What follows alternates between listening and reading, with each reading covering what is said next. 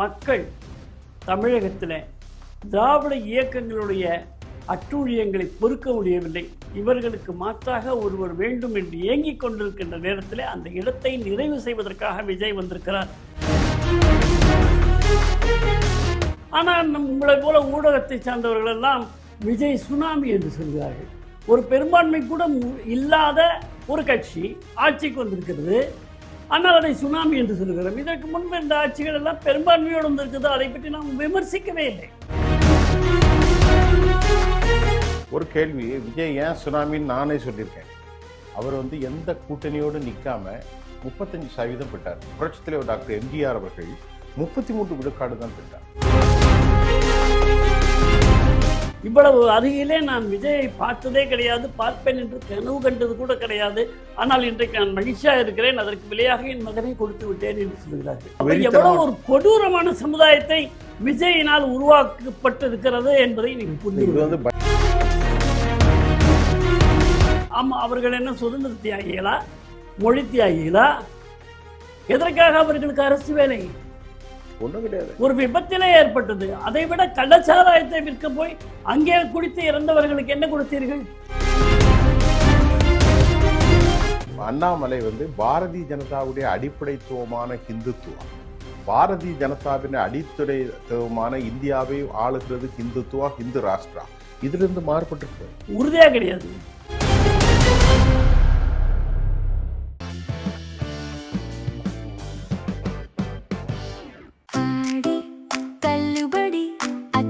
பேரும் அல்லம்படி 6 முதல் 60% வரை ஆடி தள்ளுபடியுடன் சூப்பர் சரவணா ஸ்டோர்ஸ், சென்னை, மதுரை, கோவை.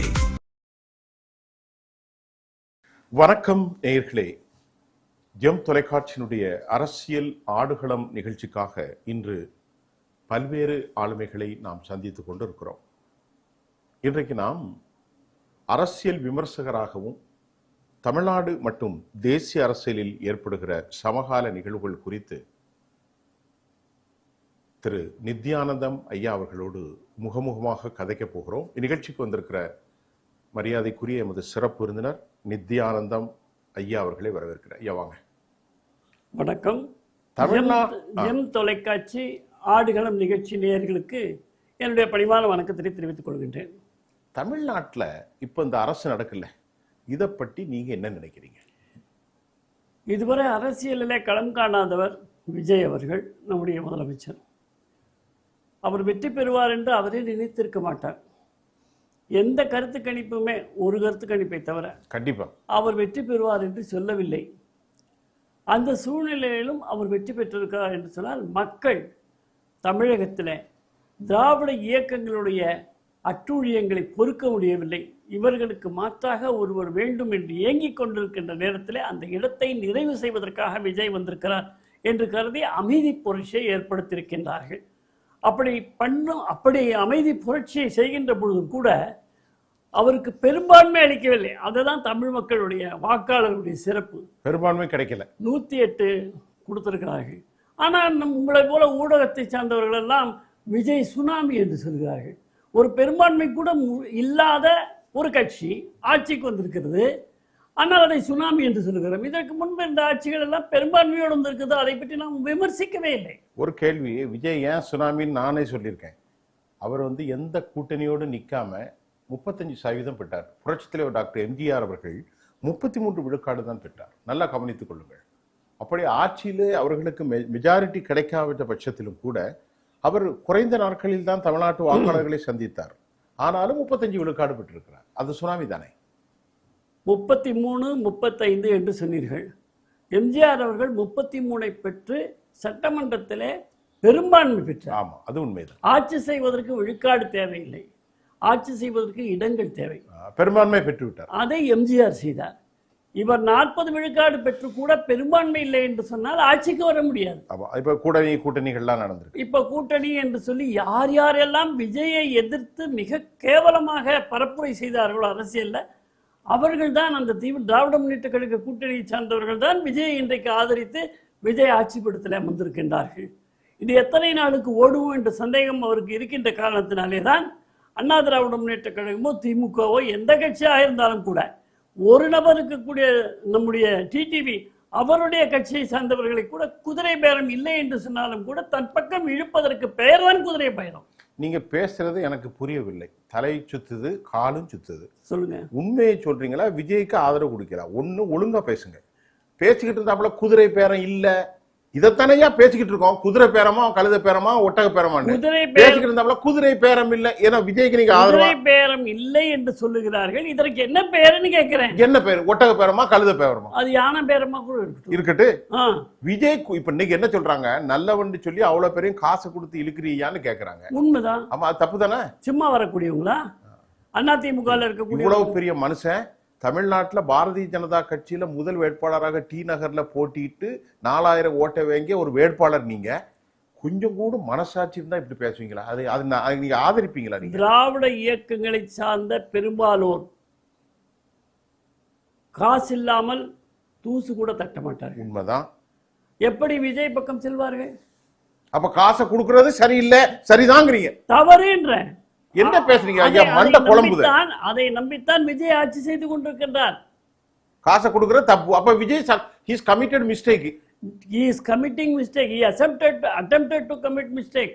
ஆனா மக்களும் எதிர்க்கட்சியும் இதை கேள்வி கேட்ட உடனே அதை எப்படி செய்ய வேண்டும் என்று சொல்லி பலரோட ஆலோசனைகளையும் பெற்று மீண்டும் அவர்களை ராஜினாமா செய்ய வைத்து நான் உங்களை வெற்றி பெற செய்கிறேன் என்று சொன்னதாக அந்த கட்சி தலைவர்களே சொல்லுகிறார்கள். ஐயா, இப்ப நான் உங்கள்கிட்ட கேட்கறது, நீங்க தெளிவான பதில் கூறணும். அழகா சொல்லிட்டீங்க. இப்ப என்ன பிரச்சனைன்னு சொன்னா, இந்த சமூகம் என்னதுன்னா பிரைப், இதை one of the part of democracy. இந்திய ஜனநாயகத்தில் ஊழல் ஒரு பெரிய விவகாரம் இல்லையா அப்படின்னு மக்களும் பேசுறாங்க. நீங்க பேசுறது நியாயமா? இல்ல ஊழல் காசு கொடுத்தா தான் வருவான்னு அதை நியாயப்படுத்துறீங்களா? ஜஸ்டிஃபை பண்றீங்களா? நான் நியாயப்படுத்தல, நிலையை சொல்லுகிறேன். நிலையை சொல்லுகிறேன். நிலையை சொல்றீங்களா? இப்ப அவர் செய்யறது தப்பா இல்லையா? மிகப்பெரிய தவறு. அப்போ சொல்லுங்க. ஜனநாயகத்துக்கு விரோதமானது. அவர் எதை சொல்லி மக்கள் மத்தியிலே எதை சொல்லி வெற்றி பெற்றாரோ அதற்கு எதிராக சென்று கொண்டிருக்கின்றார்கள். தீய சக்தி என்று சொல்லி திராவிட முன்னேற்ற கழகத்தை ஏன் சொன்னார்கள்? ஏன் சொன்னாங்க? ஊழல் காரணம் தானே. கரெக்ட். வேறு என்ன காரணம் இருக்க முடியும்? பெரியாரை இவரும் ஏற்றுக்கொண்டிருக்கிறார், அதை காரணமாக சொல்ல முடியாது. எனவே ஊழல் என்ற ஒரே காரணத்தை வைத்துதான் அந்த திராவிட முன்னேற்ற கழகத்தை தீய சக்தி என்று சொன்னார்கள். எம்ஜிஆர் அவர்களும் தீய சக்தி என்று தான் சொன்னார்கள். ஆக இந்த தீய சக்தியை ஒதுக்குவதற்கு ஒரு சரியான ஆள் விஜய் கிடைத்திருக்கிறார். நம்பினார்கள் அவரை. அவருடைய ரசிகர்கள் எந்த அளவிற்கு நம்பி அவர் மீது ஒரு பாசத்தை பொழிந்தார்கள் என்று சொல்வதா, பைத்தியக்காரத்தனத்தை செய்தார்களா என்று சொல்வது ஒரு பெண் பேசிய காணொளியிலே நான் பார்த்தேன். இவ்வளவு அருகிலே நான் விஜயை பார்த்ததே கிடையாது, பார்ப்பேன் என்று கனவு கண்டது கூட கிடையாது. ஆனால் இன்றைக்கு நான் மகிழ்ச்சியாக இருக்கிறேன், அதற்கு விலையாக என் மகனை கொடுத்து விட்டேன் என்று சொல்கிறார்கள். பையனை செத்து போனான். ஆமா. அப்ப எவ்வளவு ஒரு கொடூரமான சமுதாயத்தை விஜயினால் உருவாக்கப்பட்டிருக்கிறது என்பதை நீங்கள் புரிந்து. இது பயங்கர கொடூரமான ஒரு சமுதாயம். ஏன்னா ஒரு தாயா பேயா என்று கேட்கக்கூடிய அளவில் ஐயா, இந்த சமூகத்தினுடைய மாற்றத்தை பத்தி பேசணும். தன் பெத்த பிள்ளைக்கு நஞ்சை கொடுத்து ஒரு பிரியாணிக்காரனோடு ஓடி போன சமூகத்தை நினைத்து பல நாட்கள் நாங்கள் கண்ணீர் வடிக்க வேண்டியது.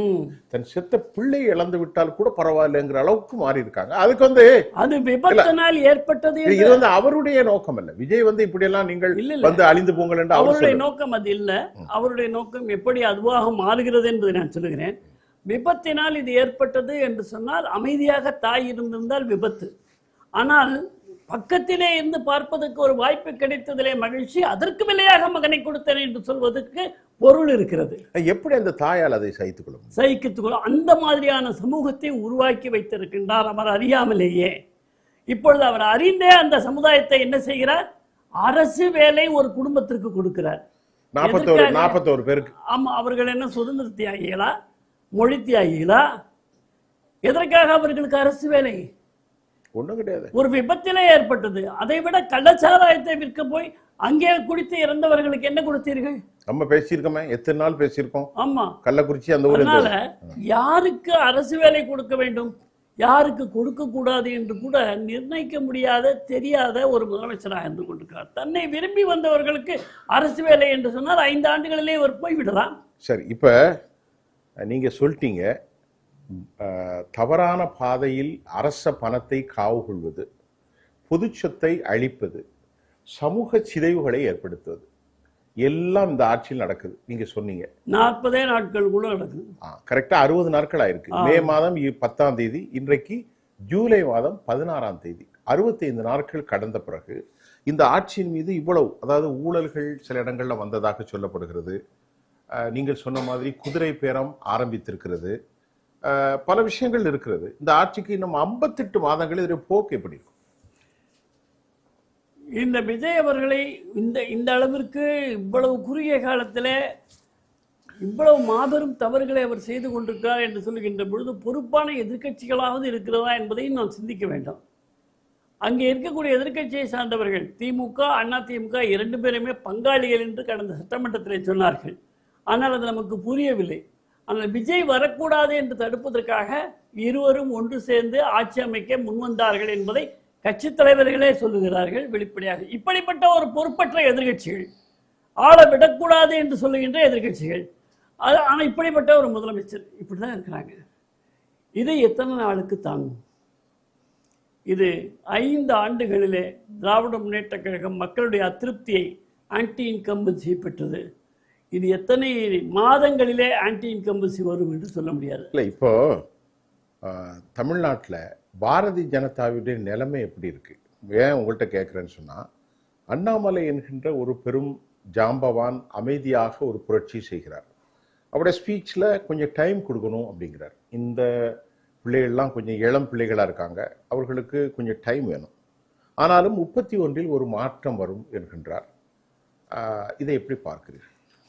அண்ணாமலை அவர்கள் சொல்வது என்பது 100க்கு 100 ஒரு பழுத்த அனுபவமிக்க பெரியவர் கூட சொல்ல முடியாத அளவிற்கான ஒரு பேலன்ஸ்டு கமெண்ட்.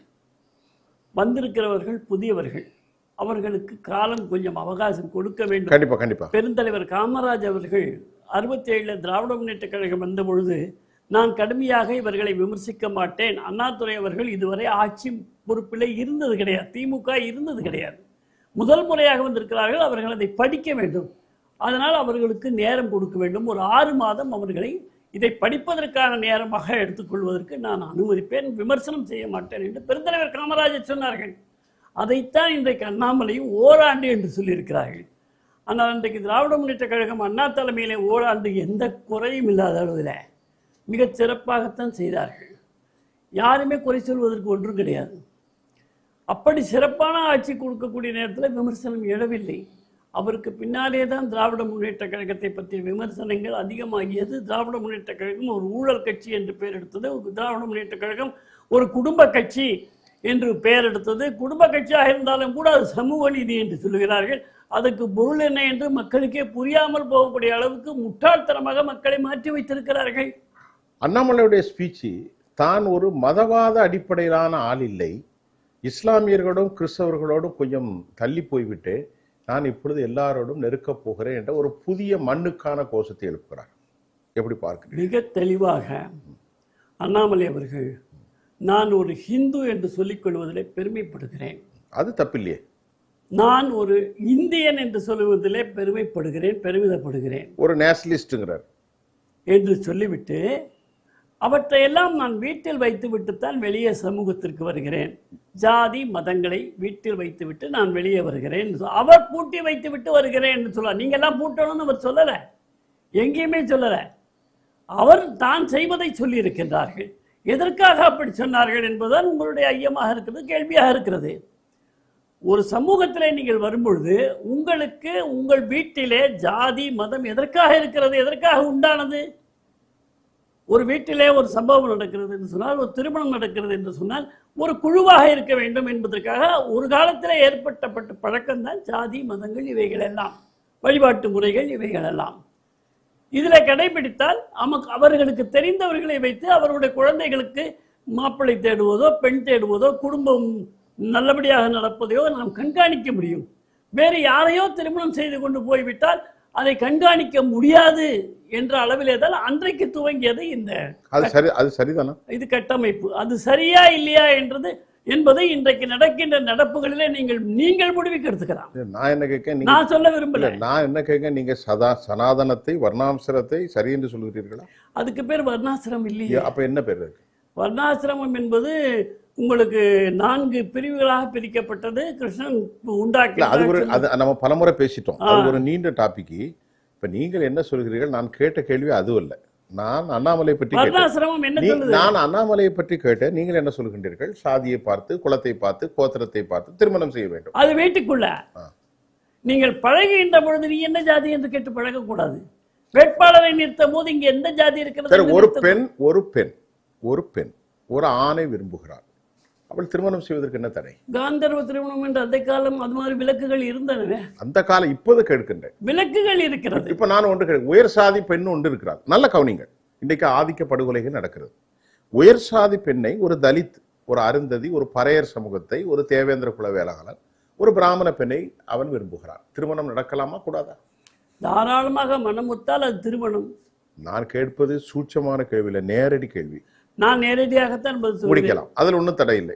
மனம் ஒன்றுபட்டால் அது திருமணம் என்று சொல்கிறார். சரி, இப்பொழுது நீங்கள் இந்த கேள்வியை சொல்கின்ற போது இப்ப அண்ணாமலை சொன்னதுக்கும் இதுக்கு என்ன டிஃபரெண்ட் இருக்கு? ஒரு டிஃபரெண்ட்டும் இல்ல. ஒன்றுதான். நான் சொன்னது வீட்டுக்குள்ளே இருக்குதுன்றதுக்கும் ஒரு டிஃபரெண்ட்டும் இல்ல. வீட்டுல பார்த்து பார்க்கிற கல்யாணமாக இருந்தால் அவர்களுக்கு அறிமுகமானவர்களோடு பேசி நடத்துவார்கள். நாம் விரும்பி செய்வது என்று சொன்னால் வெளியிலே நமக்கு அறிமுகமானவரை வைத்து செய்து கொண்டு சிறப்பாக வாழ்ந்தால் போதும் என்று நினைப்பவர்கள் பெரியவர்கள். ஆனால் அது இன்றைக்கு பெரும்பாலான விஷயங்களிலே எப்படி நடந்து கொண்டிருக்கிறது? ஆனா நீங்கள் பேசுவது ரொம்ப ஆச்சரியமா இருக்கு. கோலும் முறியக்கூடாது, பாம்பும் சாகக்கூடாது. என்னையா பேசுறீங்க? நான் அப்படி சொல்ல, பெரியவர்கள் சின்னவர்கள், சின்னவர்கள் பெரியவர்கள், மனமுத்தால் திருமணமா இல்லையா? ஆமா. பாம்பும் சாகக்கூடாது. பெரியவர்கள் சின்னவர்கள் எல்லாம் பேசாதீங்க. ஆசீர்வாதம் பெரியவர்களுக்கு கொடுக்க வேண்டியதான் நம்முடைய பண்பு. பெரியவர்களிடத்துல ஆசை பெறுவது நம்முடைய பண்பல்லவா? எந்த பெரியவர் இதை ஒத்துக்குவாரு? எந்த மதத்துல ஒத்துக்குவான்? எந்த சாதியில ஒத்துக்குவான்? உங்களுடைய காதல் புனிதமானது என்று நீங்கள் கருதினால், உங்களுக்கு அது அத்தனை தேவை என்று கருதினால், உங்களுடைய தாய் தந்தையரை உங்களால் திருப்திப்படுத்த முடியாதா? பிறகு எப்படி உங்களுடைய மனைவியை திருப்திப்படுத்துவீர்கள்? சரி, இப்பொழுது நம்ம காதல் சம்பந்தம் இல்லாம கொஞ்சம் ட்ராக் அப்படி மாறுறோம். அப்படி தமிழ்நாட்டுக்குள்ள திரும்பி அரசியல். அண்ணாமலை அவர்கள் சொன்னதுல எந்த தவறும் கிடையாது. அண்ணாமலை சமூகத்திலே எந்த ஜாதி மத வேறுபாடுகளை கொண்டு ஒருவரை பார்க்க கூடாது. பாரத மக்களாக, பாரத தாயின் மக்களாக, தமிழ் பேசக்கூடிய மக்கள் எந்த மதமாக இருந்தாலும் தமிழர்களாக பார்க்க வேண்டும் என்று அவர் சொல்கிறார். அண்ணாமலை பாரதிய ஜனதாவுடைய அடிப்படைத்துவமான ஹிந்துத்துவா, பாரதிய ஜனதாவின் அடிப்படைத்துவமான இந்தியாவை ஆளுகிறது ஹிந்துத்துவா, ஹிந்து ராஷ்டிரா, இதிலிருந்து மாறுபட்டிருக்கிறது. உறுதியா கிடையாது. எப்படி இந்துத்துவா என்பது நீங்கள் தவறாக புரிந்து கொண்டால் எப்படி சொல்வது? நான் எங்க தவறா போன கேள்வி கேட்கிறீங்க. போறவெல்லாம் மாட்டுக்கருத்தீங்கிறான்னு அடிச்சாச்சுன்னா அது என்ன ஹிந்து? ஒரு மண்ணும் கிடையாது. வெட்டினா தலை குத்துற பசுமாட்டை, அதாவது அந்த சட்டத்தினுடைய பேரே என்ன வைத்திருக்கிறாங்க? அந்த சித்தம் அண்ணாமலையுடைய போக்கு மாறி இருக்கு. அதற்கு பெயரே பசுவதை தடை சட்டம். காளை வதை தடை சட்டம் இல்ல. பசுவை தாயாக மதிக்கின்றார்கள். சரி, நான் என்ன கேக்குறேன், சரி பசுவையே அறுத்து திண்டு போட்டாங்க, அவனை போய் சாகடிக்கணுமா? ஒரு பசுக்காக ஒருவன் சாகலாமா? தப்புதான். நாட்டுல சட்டம் இருக்கு ஐயா. பசு சாப்பிடக்கூடாது. ஒரு ஹிந்து மனிதன் கோமாதாங்கிறான், அதனுடைய சிறுநீரை பிடித்து கலக்கிறான், அவன் நம்பிக்கை. ஒரு நிமிஷம், நான் இதை ஹிந்துவோ பசுவாவோ பார்க்கவில்லை. சிலருடைய குணாதிசயங்கள் ஒன்றுமில்லாத விஷயத்துக்கே அடித்துக் கொள்ளுகிறார்கள். இப்ப நான் என்ன சொல்றேன், தலிபான் தலிபானிசம், தாலிஃப்ங்கிறவன் இஸ்லாமை வணங்கணும்னு சொல்றான், ஃபோர்ஸபிளா கொள்றான், அது தவறு. அதே மாதிரி ஷியாட்டி ஹிஸ்புல்லாக்கள், ஹவுதிகள், ஏமன்ல இருக்கிற குரூப்கள், ஜிஹாதிகள், முஜாஹிதீர்கள், அன்சாரிகள், உலக அளவுல இவ்வளவு பெரிய புத்தகமே எழுதி வச்சிருக்கோம். நம்ம நானே எழுதிக்கிட்டே இருக்கேன், 640 பக்கம். இவர்கள் எப்படி ஃபோர்ஸபிளா ஒரு கன்வென்ஷன், என்னுடைய கொள்கையை ஏற்றுக்கொள்ள வேண்டும் என்று அடுத்தவர்கள் மீது திருப்புகிறார்களோ, அப்படிப்பட்ட ஹிந்துத்துவாவை எப்படி நியாயம் என்று சொல்லி, அதுக்கு பேர் இந்துத்துவா கிடையாது. அது வன்முறைத்துவம். ரைட். இப்ப அண்ணாமலை அடிப்படைத்துவமான தமிழ்நாட்டுடைய பிஜேபியினுடைய கொள்கையிலிருந்து மாறுபட்டு அனைவரையும் ஒன்றிணைக்க முயல்கிறார். அப்படித்தான் பார்க்கிறேன். பிஜேபி ஒன்றிணைக்கவில்லை என்று சொல்வதற்கு நான் ஆள் கிடையாது. பாரதிய ஜனதா கட்சியில் உள்ள அதை அங்க கேட்டுக்கணும். ஆமா, ஆனால் இவர் அனைவரையும் ஒன்றிணைக்க வேண்டும் என்று சொல்கிறார். இவர் காவல்துறை அதிகாரியாக இருந்த பொழுது அத்தனை மதத்தை சார்ந்தவர்களும் இவருக்கு கொடுத்திருக்கக்கூடிய மரியாதை, இவரை பார்த்த பார்வை இப்பொழுது சற்று வேறுபாடாக இருக்கிறது. என்ன என்று நான் ஆய்ந்த பொழுது நான் என்ன என்று சொல்லியாக வேண்டும் என்றுதான் அதை அழுத்தம் திருத்தமாக சொல்லியிருக்கின்றார்கள். அனுபவம் பேசியிருக்கிறது. சரி, அவர் கிட்டத்தட்ட ஒரு 3 வருஷத்துல 4 வருஷத்துல ஒரு குறிப்பிட்ட அனுபவம் பெற்றுட்டார். ஆமா, இன்னைக்கு பிஜேபிக்குள்ளேயும் கூட அவருக்கு மேல பல எதிர்ப்புகள் இருக்கு, அதை விட்டுரும். இப்ப அண்ணாமலையின் வரவு கொங்கு மண்டலத்தில் அவர் அழகாக கால் பதிப்பார். எஸ்பி வேலுமணி, செந்தில் பாலாஜி, எடப்பாடி பழனிசாமி, இந்த 3 ஜாம்பவான்களோடு வெள்ளாள கவுண்டர்களோடு நானும் ஒரு கவுண்டராக அவர் அங்கே நல்ல கால் பதிப்பார், அதில் டவுட் இல்லை. இப்போ விஜய் ஒரு நீங்க சொன்னீங்க மொராலிட்டிக்கு எதிராக பார்க்கிறார், அடுத்த கட்சிகளெல்லாம் உள்ள இருக்கிறார். இந்த போக்குன்னு 58 மாசத்துல மீண்டும் திமுகவுக்கு ஒரு வாய்ப்பு வரவில்லையோன்று வராம போயிருமா? உறுதியாக திமுக இந்த நீங்கள் சொல்லக்கூடிய கருத்தை ஒழுங்காக புரிந்து கொண்டிருப்பார்களே, ஆனால் ஒழுங்கான எதிர்கட்சியாக செயல்படுவார்கள். சனாத்தனத்தை ஒழிப்பேன் என்று சட்டமன்றத்தில் பேசுவது கிடையாது. அதனால ஒரு பிரயோஜனம் இல்லையே. ஆமா, அது என்ன பிரயோஜனம் தான் சொல்ல வரேன். அது ஒரு பொதுக்கூட்டம் இல்லை, அங்க அதுக்கு அவசியமே இல்லை. இது போன்று எதிர்கட்சி தலைவர் செயல்பட்டால் நிச்சயமாக அந்த இடத்தை நிரப்ப முடியாது. விஜய் தான் மீண்டும் நீடிக்கணும். சரி, இப்ப டிஎம்கே பார்க்கணும், விஜயனுடைய போக்கு எப்படி இருக்கு? இப்போ அவருக்கு பலவிதமான வாக்குறுதிகளை கொடுத்திருக்காரு. தமிழ்நாட்டுடைய வாக்குறுதியில உங்களுக்கு தெரியும், 4.5 லட்சம் கோடி பட்ஜெட்ல இம்பாசிபிள், எக்ஸிக்யூட் பண்ணவே முடியாது. இந்த போக்கள் மக்கள் எப்படி போக்குறாங்க? ஆனால் பொதுமக்களிடத்தில் இன்னும் அவருக்கு எதிராக ஒரு பெரிய ஆன்டி இன்கம்பன்சி 2 மாசத்துல உருவாகலையே, உருவாகாத, அது இன்னும் டைம் இருக்குல்ல. திமுக மீது உள்ள ஆன்டி இன்கம்பன்சி வெளிப்படவே இல்லையே, கடைசி வரைக்கும் வரல. ஆமா, ஆனா மாற்றி போட்டார்களா இல்லையா? பணம் வாங்கியும் மாற்றி போட்டார்கள் வாக்காளர்கள். ஆமா, அவர்கள் மலைகளை திருடினார்கள், மக்களை சீட்டமாக நினைத்தார்கள், 1000 ரூபாயை கொடுத்து மக்கள் ஓட்டு போடுவான் நம்பினான். அதன் அடிச்சுவட்டிலே தான் இப்பொழுது விஜய் வந்து கொண்டிருக்கிறாரோ என்ற அச்சம் நமக்கு ஏற்படுகிறது. அவருடைய மந்திரிகள் அதை செய்கிறார்கள், அமைச்சர்கள் அதை செய்கிறார்கள், அதை இவர் கண்டிப்பதாக தெரியவில்லையே. விஜய் அமைச்சர்களின் மீது சில ஊழல் குற்றச்சாட்டு இப்போது வந்திருக்கிறது, அதை பத்தி அதைத்தான் சொல்றேன். அது என்ன, அதை பத்தி சொல்லுங்களேன். என்ன வந்திருக்கு?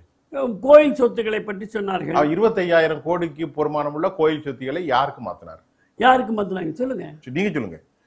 அந்த யாருடைய சொத்து? அது கோயில் சொத்து. கோயில் சொத்து அது இல்லை என்று சொல்லுகிறார்களே, அமைச்சர் சொல்லுகிறாரு அது கோயில் சொத்து கிடையாது. அவரு ரமேஷ் தானே அவரு? ஆமா, அவர் ஒரு பிராமண சமூகத்தை சேர்ந்தவர். இருந்தா என்ன, அங்க என்ன ஜாதி? அவருக்கு உண்மை தெரியணும்ல, ஓரளவுக்கு தெரியணும்ல. இல்லையே, தெரியலையே. தெரியணும்ல, அவருக்கு சத்தியத்தை தெரியணும்ல. தெரியலையே, அதைத்தான் சொல்ல வரேன். ஏன் கோயில் சொத்து எடுத்து கொலநாசன் சொல்லி கோயில் சொத்து எடுத்து எவனுக்கு கொடுக்க முடியும்? கோயில் சொத்தை யாருமே கொடுக்க முடியாது.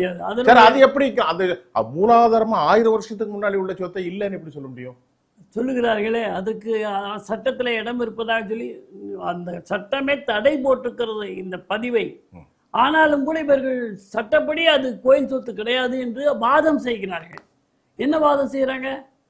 கோயில் சொத்து கோயிலுக்கு தெய்வத்துக்காக கொடுக்கப்பட்டதில்லை, தெய்வத்துக்கு பணி செய்பவர்களுக்காக கொடுக்கப்பட்ட இனாமாக கொடுக்கப்பட்ட இடம். இனாம் இடம் என்று சொல்லுகிறார். இனாம் இடம் என்றால் அரசாங்கத்தினுடைய இடமா? சரி, இனாம் யாருக்கு கொடுத்தது? நிறைவு கேள்வி. கோயில்களுக்கு. நிறைவு கேள்வி. இந்த ஆட்சிக்கு 10க்கு எத்தனை மார்க் போடுறீங்க? இப்பொழுதுதான் துவங்கி இருக்கிறது. 10க்கு எத்தனை மார்க் போட்டா? இப்போதான் துவங்கி இருக்கு. 10க்கு எத்தனை மார்க்? ஒரே கேள்விதான். இப்பொழுதுதான் துவங்கி இருக்கிறது. இந்த ஆட்சி இதுவரை மதிப்பெண்களே பெறவில்லை. ஐயா, நான் மண்டே குழப்பாதீங்க, நானே குழம்பி போய். இந்த ஆட்சி இன்னும் மதிப்பெண் பெறுவதற்கான பயிற்சியையே எடுத்துக்கொள்ளவில்லைன்னு சொல்றேன். அப்போ மதிப்பெண்ணே போட முடியாது. இன்னும் அவர்கள் பயிற்சியிலே தான் இருந்து கொண்டிருக்கிறார்கள், தேர்வுக்கு வரவில்லை. 10க்கு 6, 4, 3 எப்படி ஏதாவது செஞ்சாதானே சொல்ல முடியும்? வெற்று காகிதமா இருந்தா என்ன செய்ய முடியும்?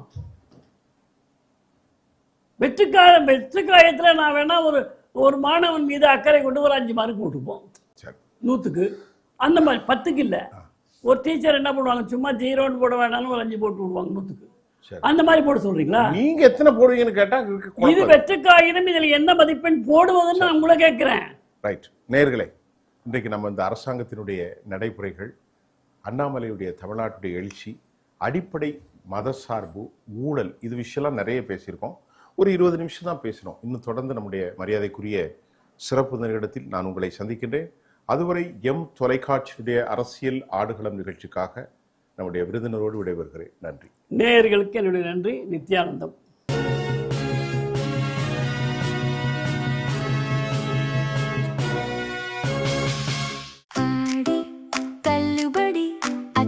பேரும் அள்ளும்படி 6 முதல் 60% வரை ஆடித் தள்ளுபடியுடன் சூப்பர் சரவணா ஸ்டோர்ஸ், சென்னை, மதுரை, கோவை.